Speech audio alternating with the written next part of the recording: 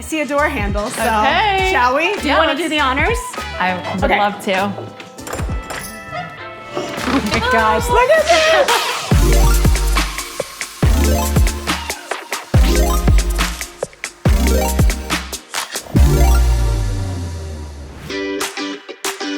Today, we're meeting up with Keiko Lynn, a lifestyle blogger and content creator with a love for all things vintage.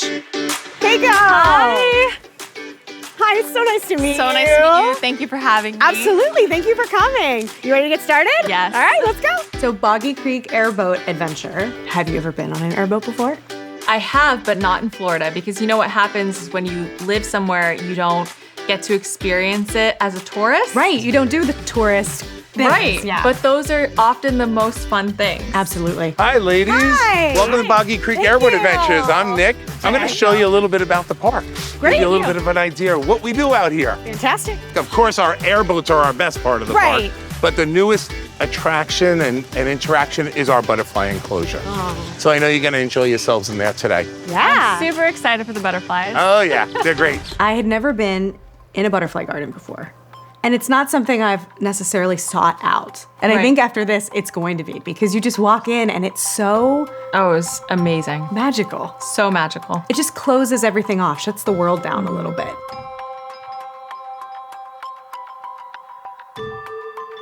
So I read this wonderful thing that you really got started. Getting dressed up made you feel better.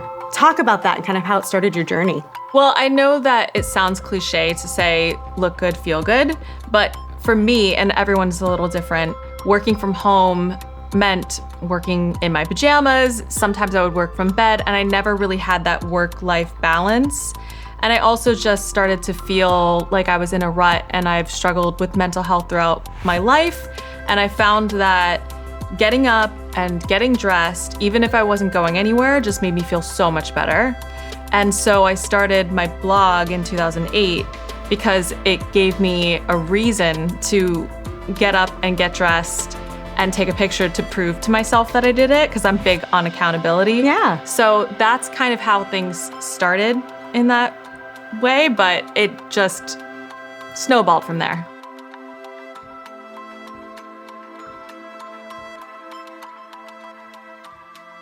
And in that beautiful butterfly garden, they set out that wonderful afternoon tea. While we dig in, I'd love to talk about where your inspiration comes from. I would say that is one of the hardest questions for me Sure. to answer in like a succinct sentence, because I get inspiration from everywhere and everything.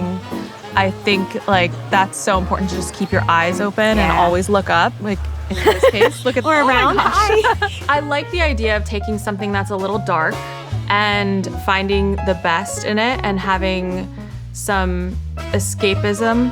And the 20s, the late 20s and the 30s were a struggle, They were. but people still found joy and glamour. I know you sew and craft and do all of those sorts of things. Where did that start for you? My great-grandma. Okay. So that's probably another reason why I have a big fascination with the 30s, because she grew up during the Great Depression. She would always say nothing great about it. But she had that mentality of make do and mend. She was a self-taught seamstress, and then she taught me. Did you make what you're wearing? I did. I love it. Yes, I did. It's actually made out of a tablecloth.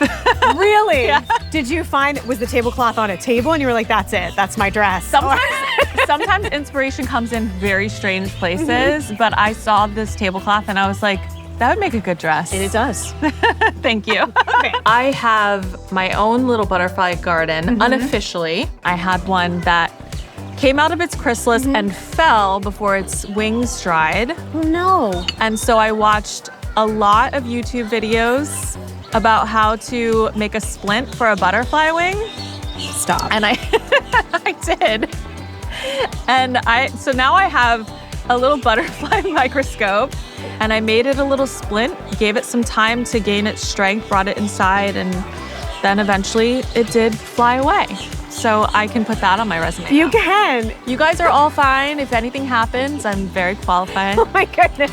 We're fine, everybody. Butterflies, Yeah. do you hear us? Then we got to go pan for gold. Snuck away a little bit. Yeah. Panned for gems. Yeah.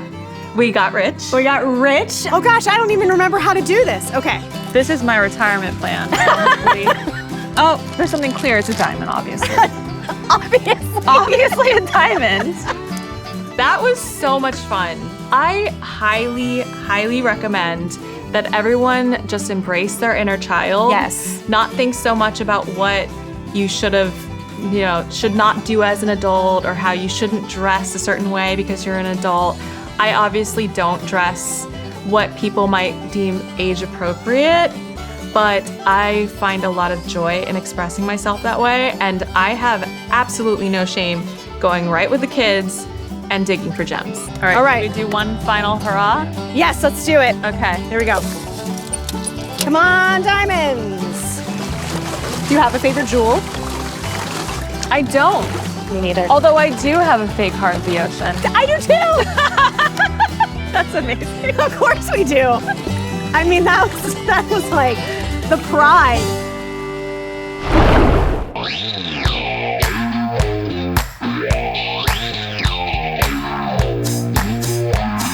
My name is Legion Abeno. I am the owner of Fallen Sparrow Tattoo Company in Kissimmee, Florida. Welcome to my shop. I met Legion many years ago through a mutual friend, and we would come to town because my boyfriend's family lived here, and so he became one of our go-to tattoo artists and now friend. Welcome to Fallen Sparrow. Wow.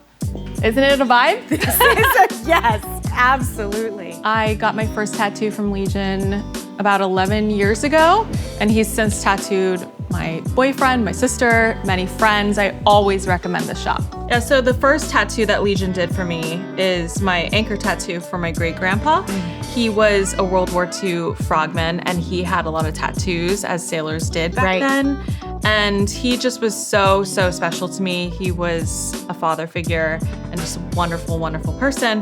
That's so sweet. So it was very special, and I obviously trust Legion because I let him freehand this on me. So Legion is the one to go to. Yes, absolutely. Yeah? Do you want to meet him? Absolutely. Okay, let's go. Hi, Legion. How are see you? you. Likewise. This Come. is Jen. I'm a Oh, hugger. we're How you doing? huggers. Hi. Hi, so How you nice to doing? meet you. Likewise. Tell me, we've been talking about the vibe. Tell me about this vibe, the inspiration for this place. It's so fantastic. So I get bored really easily. Okay, great. So it's just evolved over the years. Anytime that we have some downtime, I just add something new and just make more space for everybody here. But I did want something that was kind of like gentleman's study. Almost. I feel that. And so, yeah, so that's like art gallery gentleman study kind of thing. Yeah. How did you get into tattooing? So it really wasn't on my radar. I did the college thing, graduated, and I used to send people over to a local shop. And so one of the guys there, the one that I used to send people to, he was like, you're giving away some money. Like, do you want to learn how to do this? And so here I am now, I guess. Wow. You kind of took you under his wing. Yeah. What about the name, Fallen Sparrow? Where did that come from? So that's in dedication to where the shop that I was just talking about. The owner passed away, unfortunately committed suicide, and so the shop is kind of like an homage to him. He used to tattoo sparrows on people that he considered family, and so Fallen Sparrow just came naturally as a That's name. beautiful. Thank you. That's a beautiful homage Thank to you. him. When you start a project, whatever type it may be, do you have a plan or do you just kind of freehand it? I go to one extreme or the other. Okay. Because I am a Virgo and I can be very type A, but then I also am very creative. And so you kind of have to let yourself lose some of that structure when you're doing something creative. Good example of that is right now I'm doing a narrated series called Piece of Cake, and every episode is like a highly curated storytelling of something kind of mundane. So it might be just like a project that I'm working on, or I have an episode that's just Keiko goes to the beach. Meet Keiko Lynn.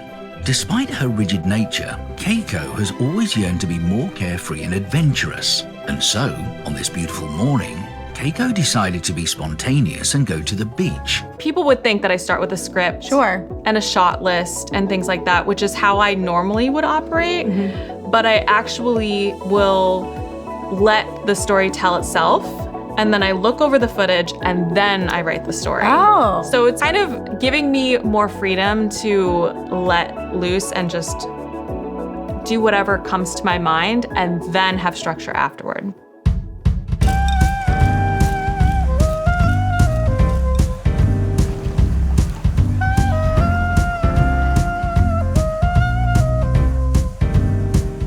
So Mather's social gathering, awesome. So great. I'm so glad we got to experience that together. Well, I love that you wouldn't expect it from the outside. Right, it's just a building. And then you go up and it's like magic. I don't think I've ever been to a speakeasy, but I really hope there's like a secret passage. Yeah. Isn't that a whole thing? That's the whole thing, right? That's kind of the point, right? Yeah. Oh, cool. Look at this. Oh, it's a Okay. library. Did we end up on the wrong floor? I don't know. I see a door handle, so Okay. shall we? Do you Yeah, want to let's- do the honors? I would Okay. love to. Oh my gosh. Oh man.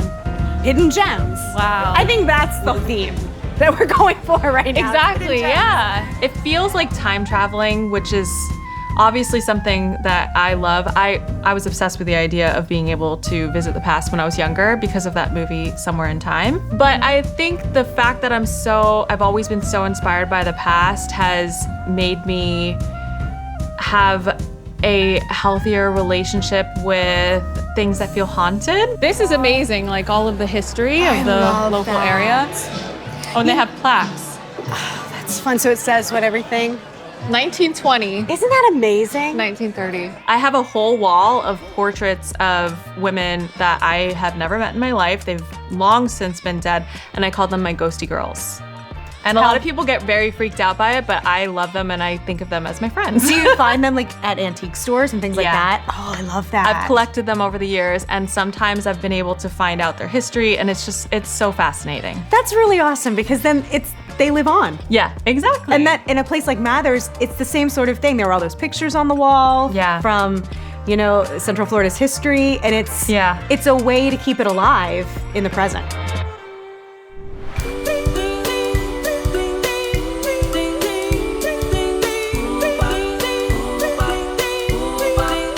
So when you're out thrifting or antiquing, you're walking around window shopping, maybe, what makes you see a place like Cloud9 Marketplace? What makes you go in? Oh, it's so cute here. I love a treasure hunt. And whether I'm looking for something specific or just wanting to browse, I like that I don't know what I'm gonna see in a store like that. So in a place like this, I think the best thing to do is not have a plan and just come in with an open mind and see what treasures you can find. Because this isn't a place where you would necessarily be able to find more than one of each thing always. So you're looking for more like unique, one-of-a-kind finds, you wanna come to a place like this. So when you're treasure hunting and you see something that really speaks to you, do you know right then and there exactly what you're going to create out of it? So I will see something I love and I'll admire it, and then I'll think if it's going to fill a void, if I can use it as a prop to make something else, or if I just absolutely need that piece to complete something, and then I will make the purchase. Okay, we're entering a new world. This is Cloud9 Marketplace, Clouds, and then I saw on the door it's also Black Squirrel Bookstore. Yeah. So I feel like we've entered. We're in a new world within a world. World within a world, I love it. And then we find a little game. What is this? I'm on Follow the the case. clues below and write down your numeric answers in the notepad. You have the 4-digit code. Look for the squirrel's favorite book titled TBS, short for the Black Squirrel, and open. It's a secret door to another speakeasy. Yeah, and I love puzzles, so I was very excited about that part, that it's not just like open the door and there's a secret room, Right. but you had to really earn your entry. And how many happy squirrels are thanking you for playing the game? 9? 9, because you had to open the book Yeah. to put in the code that we found. Very proud of ourselves. Yes. 4, 2. I heard it. It unlocked.